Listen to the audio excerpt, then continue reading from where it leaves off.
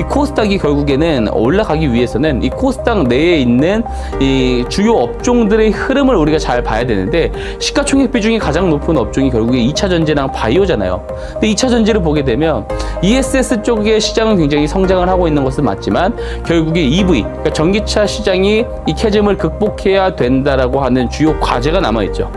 그리고 바이오도 결국에는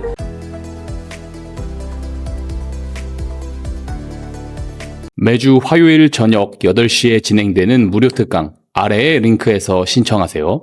데일리경제TV 시청자 여러분 반갑습니다. 박성재 차장입니다. 오늘도 여러분들과 좋은 인사이트 같이 한번 나눠볼 수 있으면 좋겠습니다. 최근 코스피는 8,900포인트까지 찍어준 모습입니다. 현재 이 흐름을 어떻게 보고 계신가요?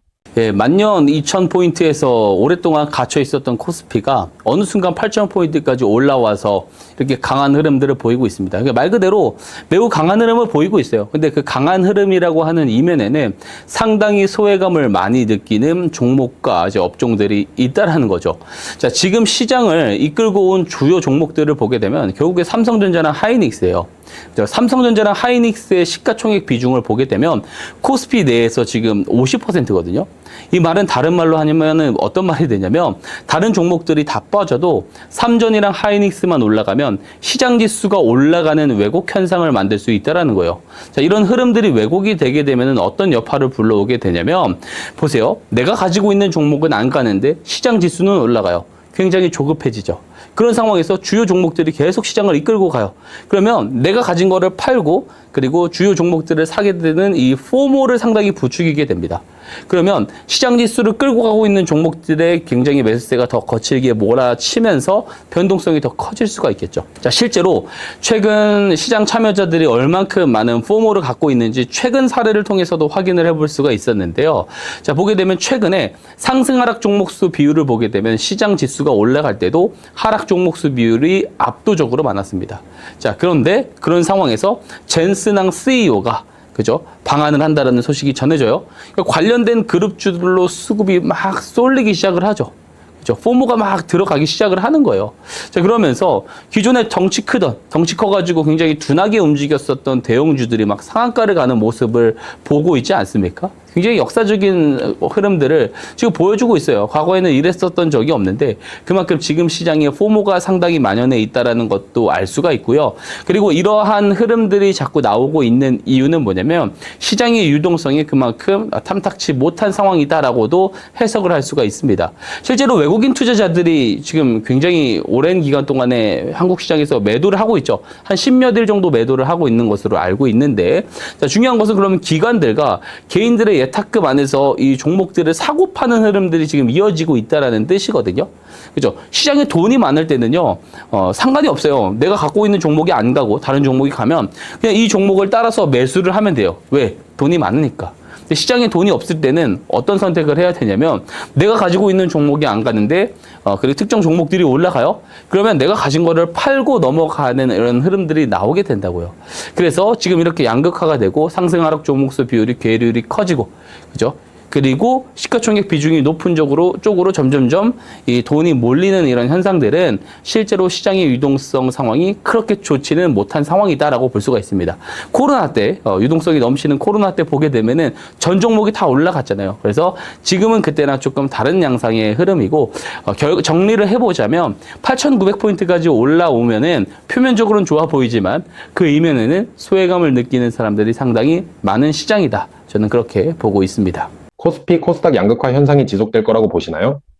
시장의 유동성이 일부 공급이 되더라도 시장의 대장주들, 주요 종목들로 계속해서 자금이 집중되는 이런 현상들이요, 비단 한국만의 문제는 아니에요.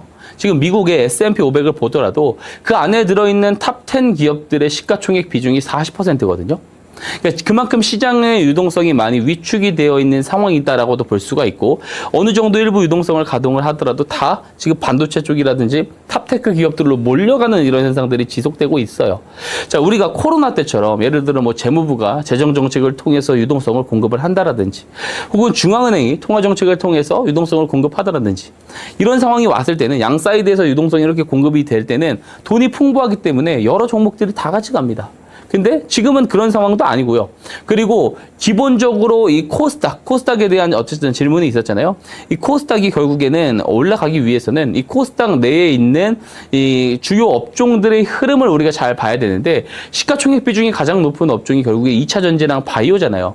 근데 2차 전지를 보게 되면 ESS 쪽의 시장은 굉장히 성장을 하고 있는 것은 맞지만, 결국에 EV, 그러니까 전기차 시장이 이 캐즘을 극복해야 된다라고 하는 주요 과제가 남아있죠.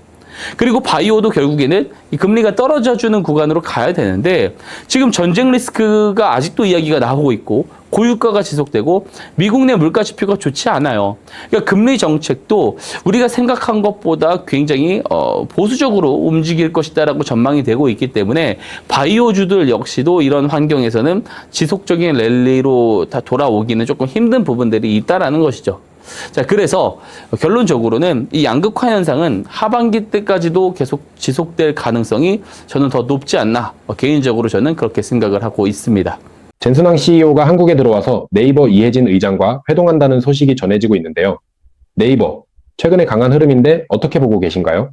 우선 회동할 때 논의를 했던 것이 이제 피지컬 AI 영역에 대한 합의 이야기인데요. 근데 이 두 분이 이미 작년 10월에 경주에서 만나가지고 피지컬 AI 플랫폼을 공동으로 출시하자라는 이야기를 이미 한 바가 있어요.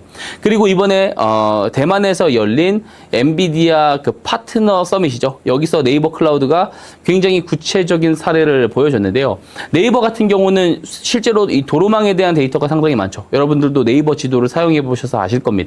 이 데이터들을 기반으로 해가지고 서울 전역의 파라노말 사진 이 120만 장을 가지고 실제로 디지털 공간에다가 이 서울 시내를 구현을 해놨어요. 이 디지털 트윈에다가 이 디지털 트윈 데이터 위에다가 이 엔비디아 AI 플랫폼인 코스모스를 이식을 하게 되면은요, 이 로봇 있죠. 로봇과 자율주행 자동차가 이 디지털 트윈 공간에서 이 서울 시내를 돌아다니면서 이 복잡한 이런 어떤 골목길이라든지, 그죠? 뭐 방지턱이라든지 이런 이제 물리적 특성을 실제로 시뮬레이션하고 훈련을 할 수가 있게 된다라는 거거든요. 그죠? 그런 것들을 기반으로 해서 데이터가 많이 쌓여지면 산업 현장에 직접 투입할 수 있는 이 브레인리스 로봇 비즈니스를 아시아 쪽에다가 공동 수출을 할 수 있는 로드맵이 만들어지게 되는 거예요. 그러니까 이런 그림만 보더라도 청사진이 굉장히 좋습니다. 근데 중요한 것은 이런 것들이 숫자로 찍히기까지는 상당히 오랜 시간 남아 있다라는 점이 굉장히 우리가 좀 인지를 해야 될 필요가 있다라는 거고, 근데 지난해 말에 이 네이버가 엔비디아 AI 칩 블랙을 6만 장 정도를 공급 확보를 했어요. 그래서 이번 회동을 통해서 이 6만 장의 GPU를 가지고 어느 정도 이제 클라우드 성능을 끌어올릴 수 있는지, 그리고 B2B 시장을 어떻게 공략할지 구체적인 타임라인에 대해서 어쨌든 이제 회동을 한다라고 합니다. 그리고 이 소버린 AI라든지 국방 AI와의 이 시너지라든지 여러 가지 이제 중요한 내용들이라든지 부각되는 내용들이 많습니다. 그래서 이런 내용들을 기반으로 해가지고 최근 네이버가 오랫동안 바닥을 기다가 지금 이제서 반등을 시작한 상황이라고 볼 수가 있겠죠. 네이버는 지금 저점을 통과하려는 흐름으로 보고 접근이 가능하다고 보시나요?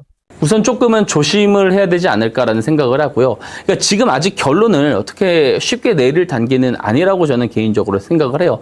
뭐 보게 되면은 좋은 내용들은 많이 나오고 있습니다. AI 검색 서비스인 Q가 6월 들어서 출시를 했어요. 그렇게 되면 사용자들이 휴대폰 내에다가 이 메인 화면에 오랫동안 잔류하고 체류를 할 수가 있어집니다. 그러면 광고 수익에 대한 성능이 올라가겠죠. 이제 광고에 대한 성과가 더 커질 것이다라는 기대감이 여기서 나오는 것이고, 또 기업들이 직접 갖다 쓸 수 있는 B2B AI 서비스도 확장을 한다라는 이야기가 나오고 있고요.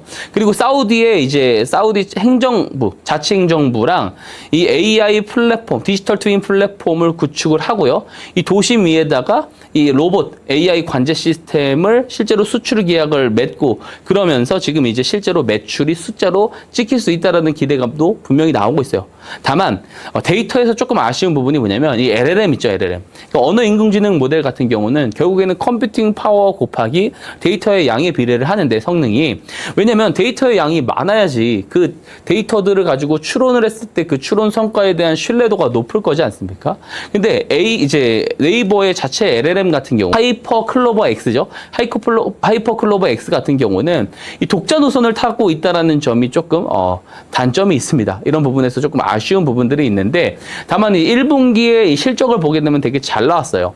근데 물론 본업 매출이 되게 잘 나와서 1분기 실적이 잘 나왔다라고 볼 수가 있는데 지금 네이버의 이 고밸류에이션 상황에서 지금보다도 더 높은 밸류에이션을 받을 정도로 주가가 올라가기 위해서는 본업 매출이 잘 나오는 것 가지고는 이 주가가 리레이팅 되기는 한계가 있다라는 그 시장의 어떤 회의론도 있습니다, 분명히.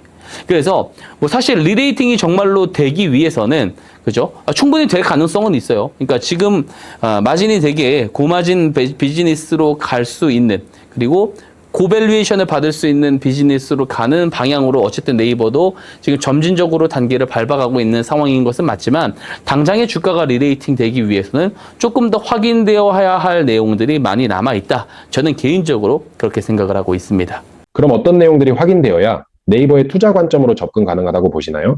뭐 사실 좋아지고 있는 방향은 다방면에서 보이고 있고요. 그리고 뭐 AI에 대해서 대표적으로 우리가 이야기를 해야 되겠지만 이 AI와 관련된 내용들은 많은 전문가들이 이야기를 할 것 같아서 저는 조금 더 다른 방면에서 이야기를 좀 해보고 싶어요.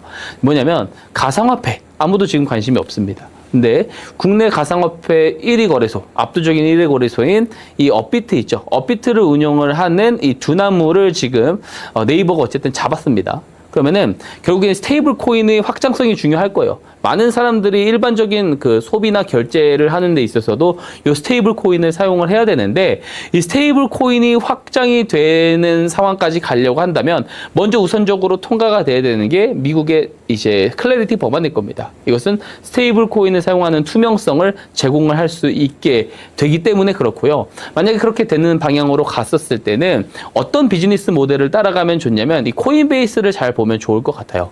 왜 그러냐면 지금 어쨌든 국내에서 스테이블 코인을 가장 많이 이제 전환을 하고 환전을 하는 곳이 어디냐면 지금 업비트지 않습니까? 코인베이스도 투자자들이 가상화폐를 사기 위해서 USDC로 스테이블 코인으로 전환을 하죠. 그럼 이렇게 USDC로 예치된 이 돈들을 가지고 코인베이스는요, 미국 단기 국채를 사가지고 막대한 이제 이자 수익을 거둬들이게 됩니다. 근데 만약에 네이버도 동일한 그림으로 가는 거예요. 그죠? 스테이블 코인을 전환을 시키는 겁니다. 네이버 쇼핑에서 이제 물건과 이런 것들을 여러 가지 쇼핑을 하기 위해서 원화 스테이블 코인으로 전환을 한다라고 한번 생각을 해보세요. 그러면 수십조가 되는 그 돈을 가지고, 그죠? 막대한 이자 수익을 가지고, 그죠? 이 금융 매출로 꽂은다라고 생각을 해보세요. 엄청나죠? 이것만 해도 큰 메리트라고 보여지는데 이 네이버 쇼핑에서 물건을 결제를 하게 됐었을 때 이 중간 마진사, 이 피지사에게 수수료가 또 발생을 하는 부분들이 있거든요. 근데 스테이블 코인 결제가 보편화가 되면은 중간 마진사가 아예 날아가 버리죠. 필요가 없는 겁니다. 그러니까 수수료를 아낄 수가 있다라는 거죠. 영업이익률이 올라갈 수 있다라는 거고 네이버 자체 생태계에서 다이렉트로 이런 정산까지 자체 결제망이 완성이 되게 되면은 이 커머스 쪽에 대한 영업이익률이 상당히 올라갈 수가 있는 거죠. 자, 이런 상황으로 전개가 된다라고 했었을 때는 당연히 어떻게 되겠어요? 당연히 이 리레이팅이 될 수밖에 없다. 그러니까 네이버에 대한 이 체질 그리고 이익에 대한 어떤 그 규모도 굉장히 커질 수가 있다라고 저는 보기 때문에 이런 시점이 만약에 가시화가 된다라고 했었을 때는 저는 네이버를 적극적으로 매수를 해도 되지 않을까 개인적으로 그렇게 생각을 하고 있습니다.